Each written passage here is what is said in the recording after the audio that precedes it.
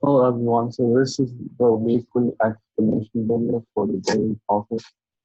And this first position is a combination by Rubinstein played in the 1900s.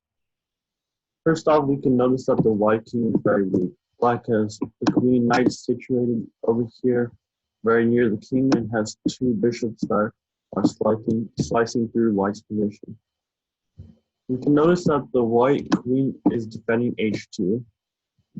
So then the next logical idea would be maybe to take this bishop, because if the white queen takes, then black takes h2 with mate. But in that case, white has the knight defending the bishop. So the next logical idea would be rook takes e3, removing the knight from defending the bishop on e4. Now, if white takes the rook, we are established that black can just take the bishop with check, and if white takes, then there's mate on h2. If white takes on b7, then black can just take on g3. Black is a pawn up and has a raging attack and is completely winning. So the key question is what happens if white takes the queen. Again, we notice that this bishop on e4 is holding white's position together, because if not, then black would just be checkmated with these two bishops. With these two bishops controlling all the king's escapes here. The queen's defending that, so very logical is rook d2, distracting the queen from the bishop. And if white takes on b7, black simply takes, and black is simply winning. Simply take the rook, and rook takes h2 to mate. If white takes on g4, then black takes on e4 with check, and white can only play rook f3, and black bishop f3 is winning, as black will be up a rook, but even stronger is rook f3, and black will have an inevitable discovery with checkmate. So what is no choice but to take the rook, but in this case black takes the bishop with check and queen to g2. At first glance it seems like white has defended everything, but this is not the case.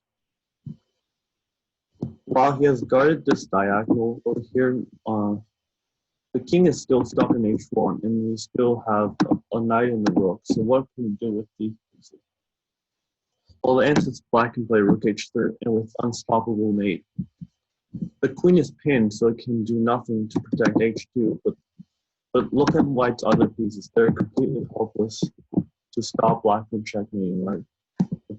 For example, white takes the bishop, the rook takes h2 with mate, and rook f2 is only delays the inevitable. Black simply takes the rook, and rook takes h2 will be checkmate next move. So on to the next position, which is this one. This game played by Alekhine, the world champion, and this is not very well known, but it's really nice. We can observe in this sharp position, both kings are relatively weak, and black is an extra piece. But white has this massive pawn that is really close to the black king, and every tempo matters in this position. So how can we attack? We have to open up the black king somehow.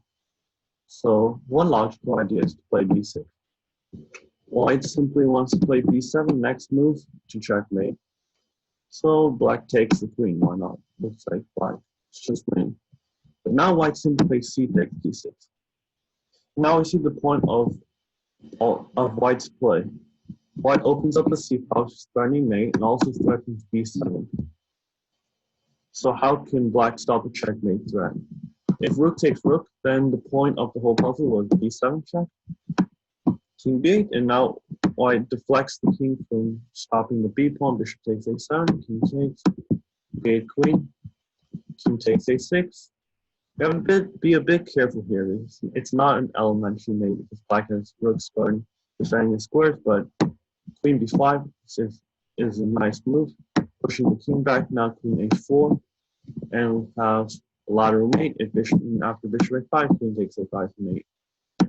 So what else can black do except rook takes? Well, b7 is threatened, and probably the best defense for black was bishop c7, attempting to cover up the c file and at the same time has his own counterplay against the white king.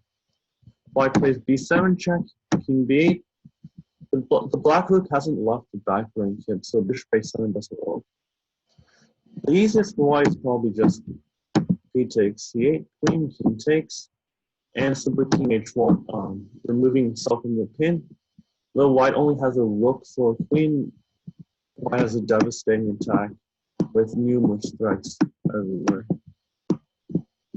So, a7, bishop a7. White's just completely ruined. In the game, black tried his best, a similar idea with rook e c7,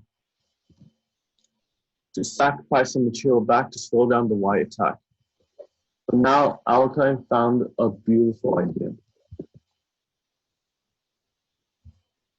Play the move b7 check, king b8, and now d7. This is a really picturesque position because black has no way to stop checkmate. If queen g3 check, just king h1, you just ignore the queen. And black has no way to stop b8. Takes c8 with mate. If rook takes c2, then b takes c8. It's a double check with the queen and the rook, and that's mate. And if you get rid of the rook on b3, then just b takes c8, rook takes c8, d takes c8. It's checkmate as well. So after king h1, I think black resigned here.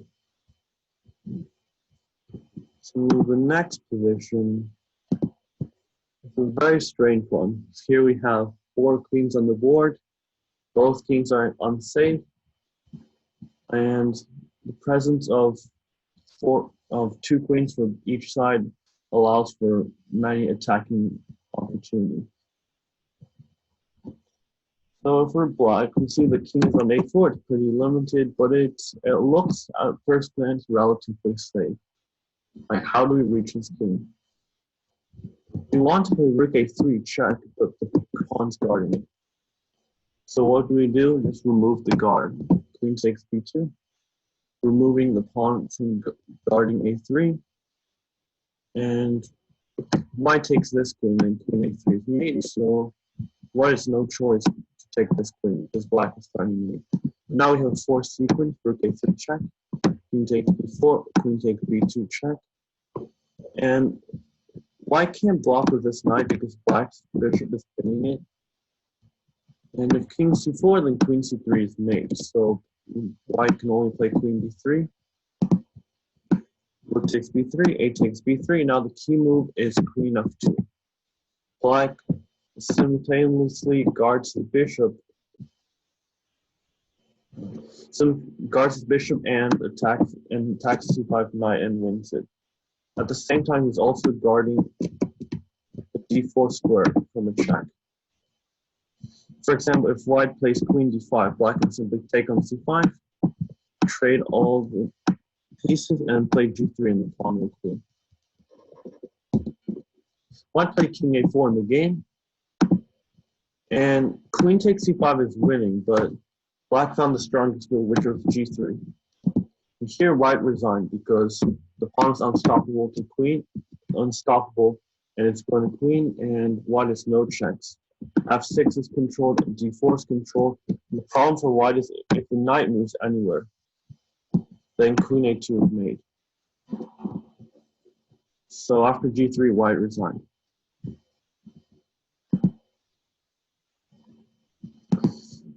The fourth position is a miraculous defensive resource for black.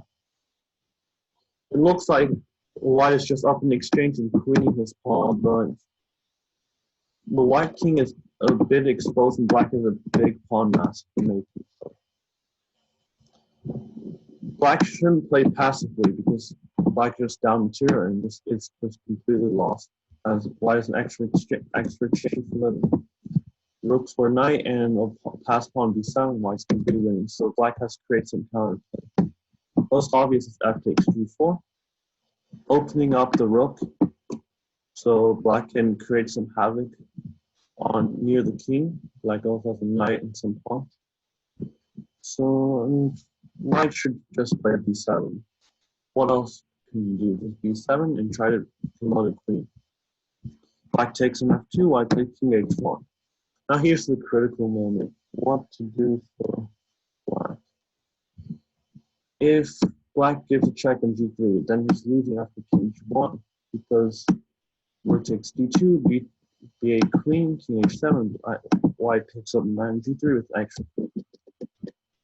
If white plays e3, it's a good try, but white is winning after white can queen first, king h2, king h7, rook takes e2, g takes e2, rook b1, white stops the queening with the pawn, rook f1 check, king h2, white queens, black queen, sorry, rook takes, but white picks up pawn g4, and with the queen for rook, this is easily winning for it.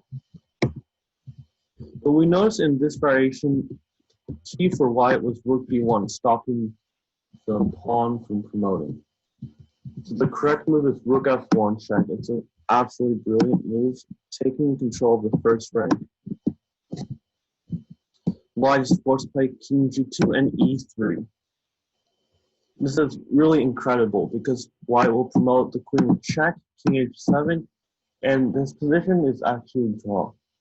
White has an extra queen and a rook, but absolutely helpless to stop black's massive army.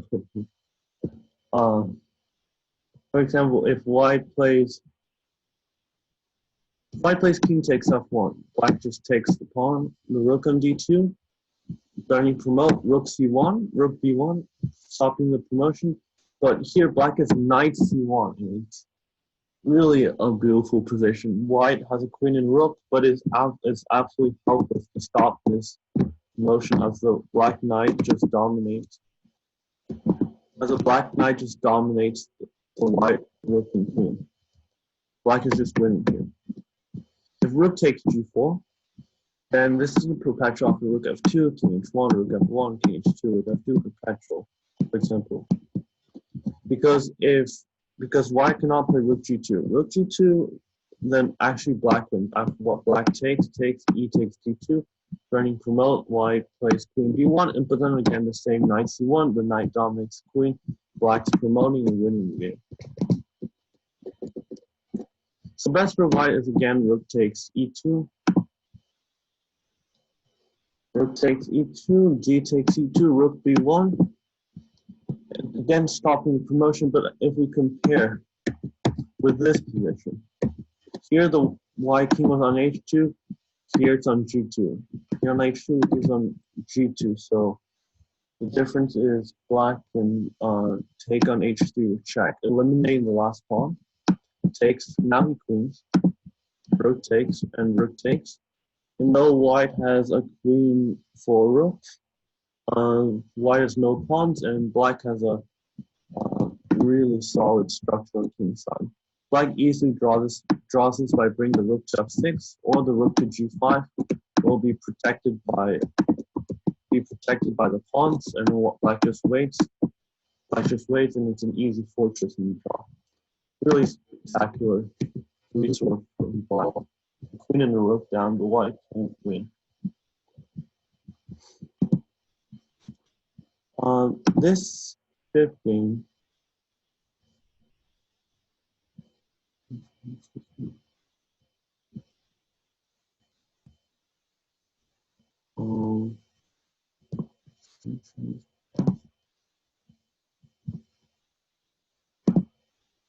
this fifth game was played in the Turkish league, where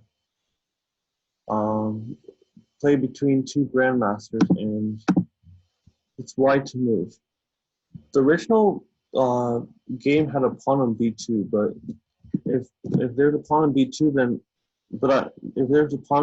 then white would be easily winning after 96 and knight takes here. Imagine this pawn b2, white is just 2 pawns up and completely winning. So I remove the pawn so that after, if 96 now, then black can play something like knight f8, and white is better, but it's not winning. So the combination is rook e1. So we should always have such moves in our candidate search. White is simply threatening to checkmate black. If bishop takes the rook, then just king takes, and black has no way to stop the promotion of the queen. And so black should take on g5, giving himself a square on f7, but it doesn't matter. White gets rook e8 check, f7, queen 96 check, king f6, f6 g5 check. It's all forced. King takes g5, knight f7, and white forks the rook and the king and is easily winning. For example, king f6, knight takes h8, knight takes h8, rook takes. King 7, black stops the pawn, but this resulting ending is completely lost for him. It's only a bishop for the rook. So it's important for us not to miss such moves like rook e1. At first, our first instinct says this is not possible because the bishop controls the square, but we should look further.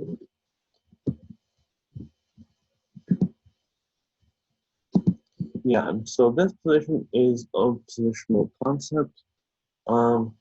White has a big lead in development, and not a big lead, but good lead in development. And as black's pieces are still sleeping, and the question is how to best continue for white. Well, I think most natural is bishop d3. Bishop d3 looks very natural. White develops, May brings the king to e3, rook to c1, and rook to c1, and okay, white is slightly better, but it's not the best. So the theme here is to provoke a weakness, and it's the very strong move bishop b5. That's the best move. So the bishop, after bishop b5, we can see that this bishop is restricting the development of this knight. Black can't develop the knight to either of these squares.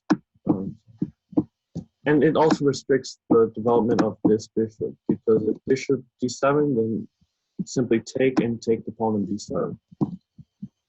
So black can't play a whole game without developing these three pieces, so he has to find a way out somehow. If he plays knight d7, the idea is, well, this is not that great for white because this is not a pawn, because black is bishop c6, and black steals the e4 pawn. But here, after knight d7, the knight's very badly placed on d7. Rather be on c6, where pressures the center and blocks the c file. So, but after knight d7, white doesn't have to take. White can play rook h to c1, and white has a big advantage as well. Invade on the 7th rank, and black's pieces are completely bad. White takes the 7th rank under control and the c file, and white has a very big advantage. So most natural for black is a6, taking back the bishop, allowing his piece to develop. Now white plays bishop d3. And if we compare the position here with bishop d3 and the position after a6 and bishop d3, the difference is the pawn a6. While it looks like maybe not such a big difference, it is a big difference, because now the b7 pawn is backward and it's a target, and white also has the b6 square to the rook. And if the bishop has to be saddled defending the b7 pawn for the whole game, then black can't develop the rook on a8, which means they'll just be playing 2 pieces down. While if you start with bishop d3 here, black could play something like b6, where the pawn is defended by the a pawn, and then black can bring out 2 pieces. After bishop b5, a6, bishop d3. This pawn on b7 is a weakness, and this bishop on c8 is stopped defending this pawn. So bishop b5, a6, bishop d3. Again, black played rook d8. Black could play knight c6, but then white just simply plays rook h1 or rook b6. Like both moves are good. Rook b6 might be a bit stronger because white takes advantage of the hole created by this move a6. And again, just clamp down on this b7 pawn, and black completely stuck with these back pieces. White can mount the pressure on the B file, or rook c1 and try to invade on the c file too. Black played rook d8 in the game. White simply put rook hc1, developing the pieces, and black had a tough choice here. In the game, he chose b5, so that the pawn is defended by the a pawn, and he tries to develop his pieces normally, so that pawn won't be backward.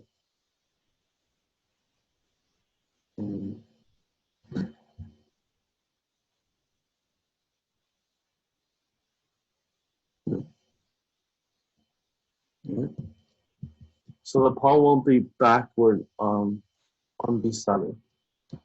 But this arrangement took black many times. Now white just invades with c7. While black's pawn on b7 isn't weak, he still has some very bad pieces in the back rank that can't get out. Rook c7. White has full control of the 7th rank and the c file.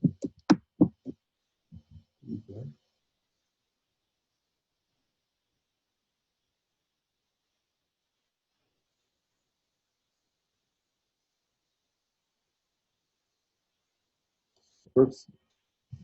In the game, black played knight d7. How else are you going to develop this knight? There's no other good square. White plays king e3, improving his pieces, start protecting the center.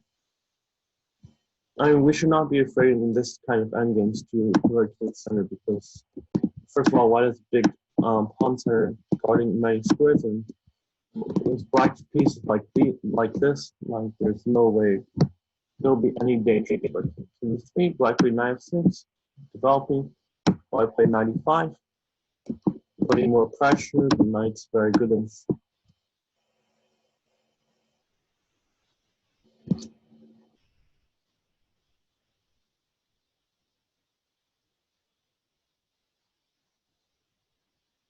knight's very good in center, and we protect g4 square from the check. Black played bishop d7, developing pieces, and now final very strong move g4. And white just simply taking all the space and running black over with the very active rook, very strong knight, and white just expands his pawns, and white went on to win a very easy game. So in our games, we should not miss the opportunity to make such a weakening maneuver like bishop e5, because we'll get to the same position, but and compared to the primitive bishop d3, it's a much better version with so many weaknesses inside the black. Finally, the last position is puzzle for today, and it's a little nice combination. It's short but nice. This position, we can see that the black king is very weak. Very weak. White is cutting off the light squares over here, and the king in the center with the queens on the board is generally very weak. So very natural is to try to get the king farther out into the open. Bishop takes e5. Looks very natural. White's trying to lure the king farther away and into the center where it can be easily attacked. But king takes e5. But how to continue the attack? This is the key question. Very natural is the move queen h2 check, preventing the king from escaping back this way. But in this case, this is not working because black can simply play king e4, and white doesn't have enough firepower to check the black.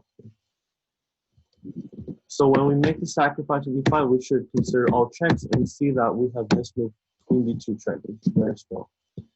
We prevent the king from going back this way. And if d4, we simply take and it's made. And king e4, we have queen d4 made.